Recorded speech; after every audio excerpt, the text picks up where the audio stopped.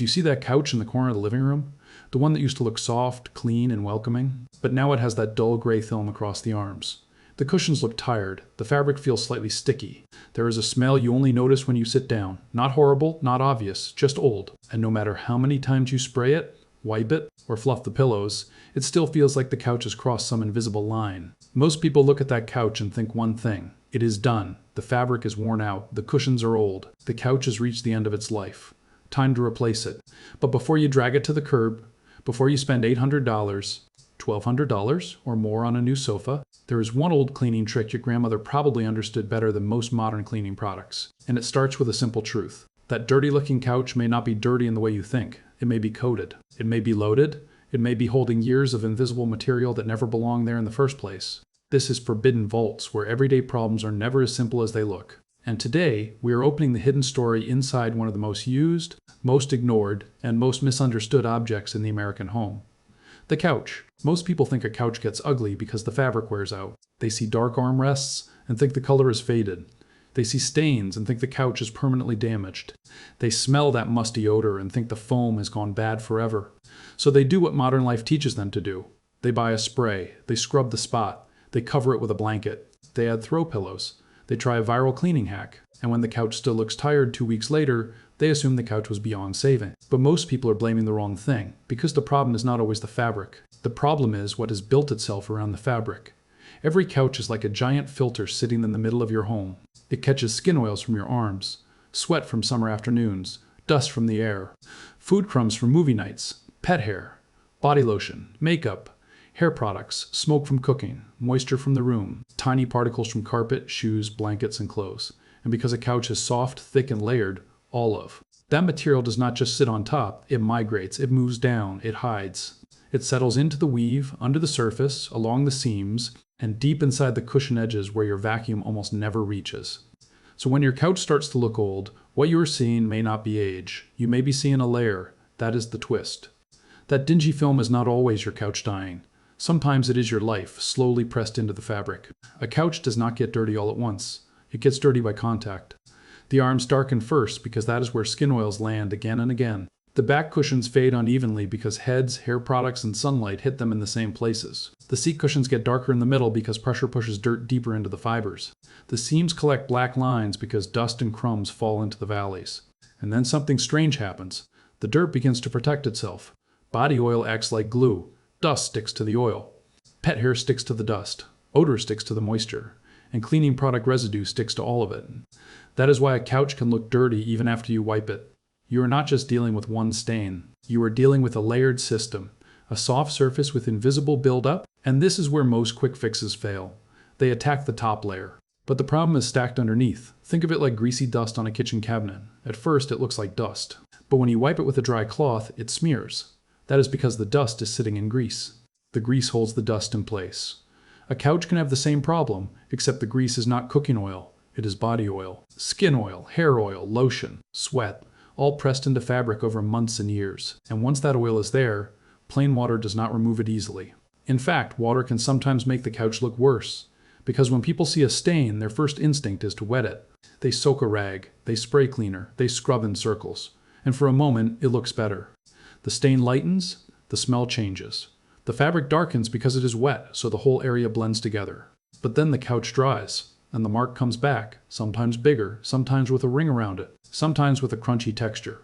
This is not because the person did nothing. It is because they did the steps in the wrong order. They tried to wash before they removed. They tried to scrub before they absorbed. They added moisture to a couch that was already holding residue. That is why the old trick matters. The old trick is not magic. It is not a secret chemical. It is not some miracle paste from a viral video. The old trick is dry absorption. Before you scrub a couch, you pull out what the fabric is holding. That is the principle. Absorb first, scrub last. Old school cleaners understood something simple. If a fabric is loaded with oil, odor, and fine dust, you do not begin by drowning it. You begin by loosening and absorbing. That is where things like baking soda, cornstarch, and upholstery brushing became useful. Not because they are magical, but because they are dry, fine, and absorbent. Baking soda can help trap odors and loosen surface film. Cornstarch can help absorb oily residue. A soft brush can break up compacted dust in the weave. A strong vacuum can remove what your eyes could not see before. The trick is not sprinkling powder and hoping. The trick is sequence, and sequence is everything. Most viral couch hacks skip the sequence. They show someone spraying a cushion with cleaner, scrubbing it with a pot lid wrapped in a towel, and pulling up brown water. It looks satisfying. It looks dramatic. It looks like proof. But brown water does not always mean restored fabric. Sometimes it means you made dirty soup inside the cushion. When you soak upholstery, the water goes down. It carries loosened soil with it. Some of it comes back into the towel, but some of it moves deeper, into the cushion, into the padding, into the seams. Then the surface dries faster than the inside.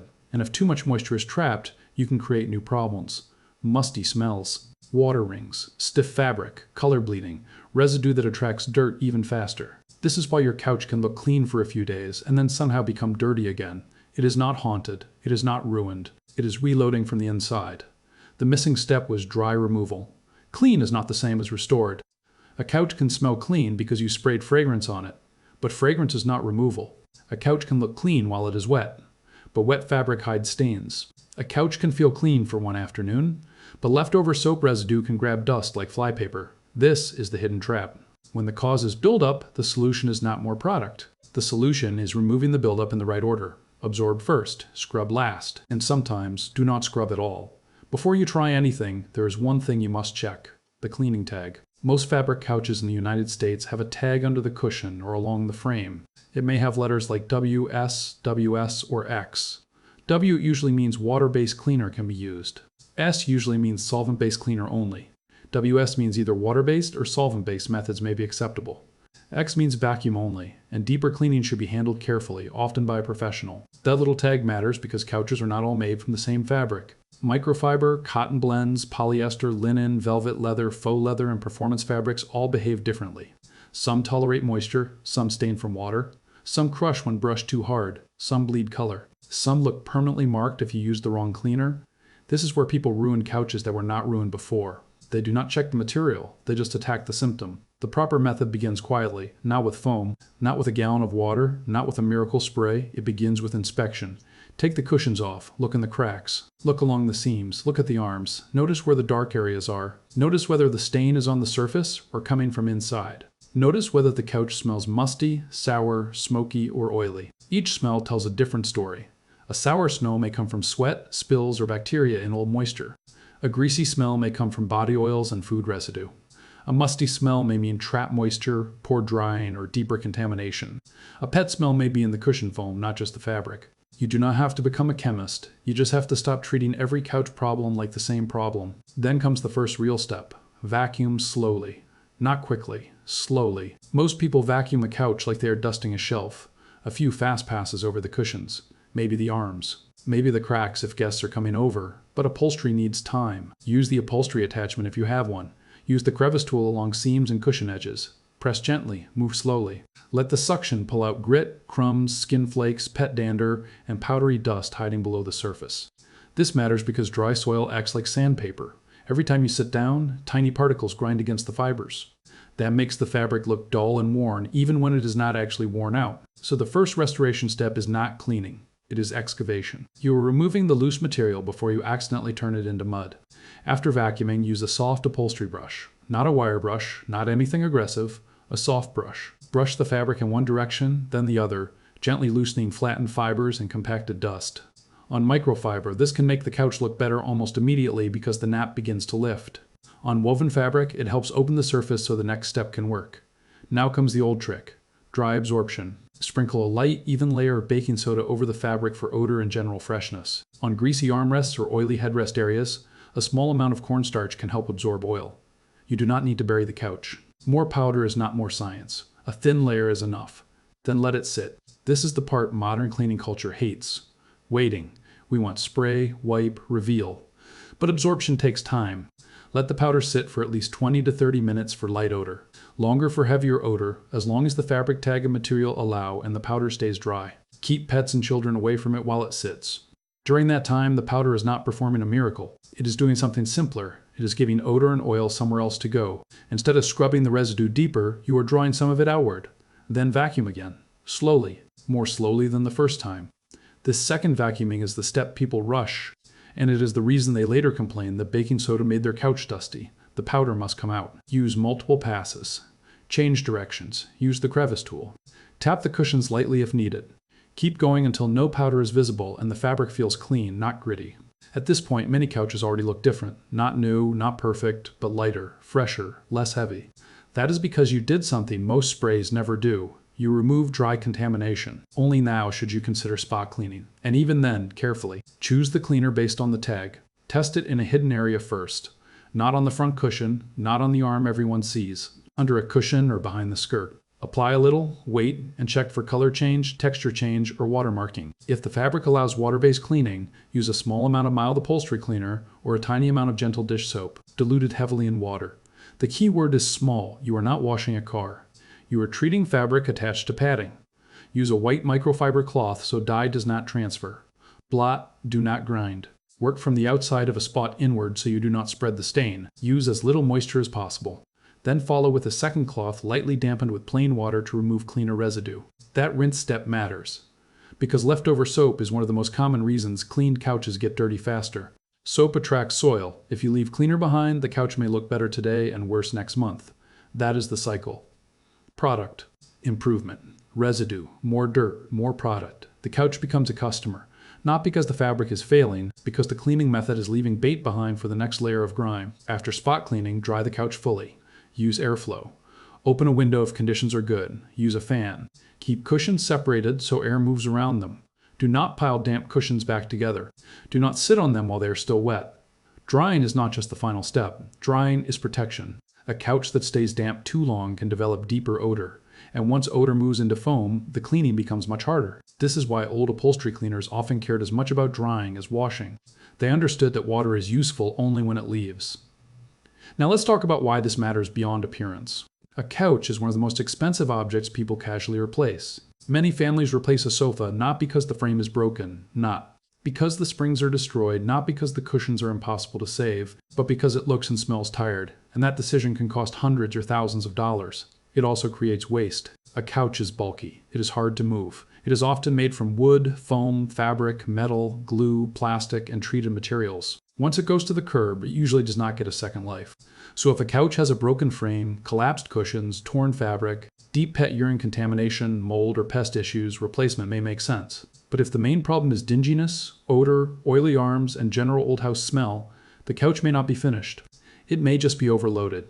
That difference matters, because modern marketing loves to blur the line between worn and dirty. If something looks tired, replace it. If something smells old, cover it. If something has a stain, buy a stronger spray. If the spray fails, buy a new thing. But an older way of thinking asks a better question. What layer is causing this? Is the surface damaged or is the surface buried? That question can save you money. It can also save you from doing damage with the wrong fix. Here are the common mistakes. Mistake number 1 is scrubbing too hard. Scrubbing feels productive. It gives your hands something to do. But upholstery fibers can pill, fuzz, stretch, or permanently distort. On some fabrics, aggressive scrubbing makes a clean spot that looks worse than the original stain because the texture changes. The goal is not violence. The goal is release.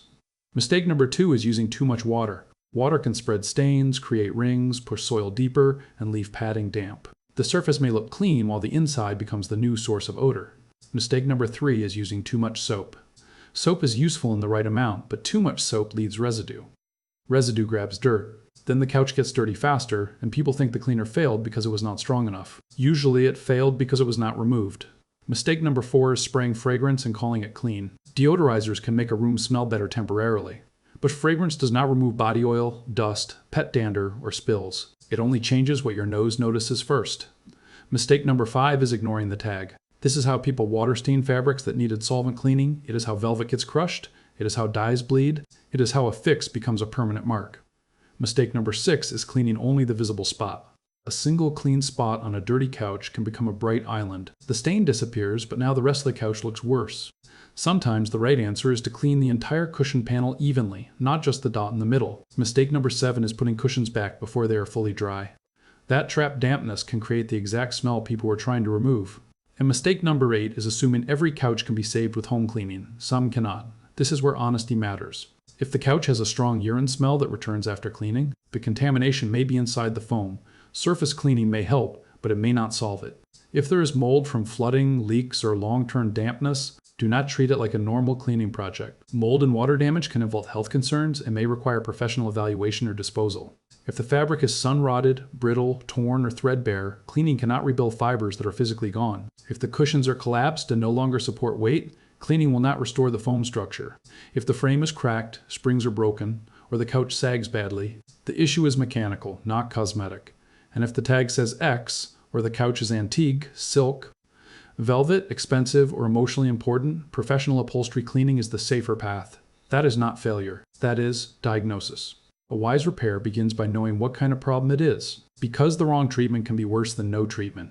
Now look at the marketing trap. Most couch cleaning products are sold through a simple promise. Spray this, and the stain disappears. And sometimes it does, for a while. But many products are designed around the visible moment, the before and after, the wipe test, the satisfying towel, the fresh scent, the quick reveal under bright light. That is what sells. But the couch does not live in the reveal. It lives 2 weeks later, after the fabric dries, after the residue grabs dust, after the odor comes back from the cushion, after the armrest darkens again because the oil was never absorbed or removed deeply enough. This does not mean every product is bad. It means products are tools, not solutions. And tools only work when the sequence is right.